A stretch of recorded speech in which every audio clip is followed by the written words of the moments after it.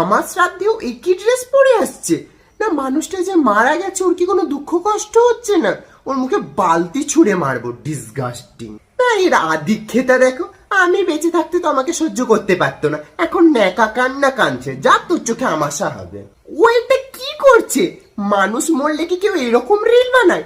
ভগবান ওকে 10 দিন কোমাতে রেখে দাও তো, তখন বুঝবি কত রিল বানানোর শখ। হ্যাঁ কি প্লিজ কাম ব্যাক। না আমার কি তোকে কি পুনম পান্ডে লাগছে? আর আমি যদি সত্যি সত্যি একবার চলে যাই, সবার তো হাওয়া টাইট। হ্যাঁ ভাই এরকম উইশ করিস না। আরে কি হারামি রে, ও এখনো সেই ফটোটা দিচ্ছে যেই ফটোটাতে ওকে ভালো লাগছে, আমার তো কোনো মূল্যই নেই। ভগবান এর একটাও যেন লাইক না করে।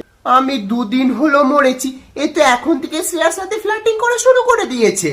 দেখ এও শালা কাটবে, ভগবান দেখে নাও। না এক তো তুই আমার 1,500 টাকা দিসনি, তার উপর আমার ড্রেস পরে তুই স্টোরি দিয়েছিস। হ্যাঁ ভগবান ওর রিচ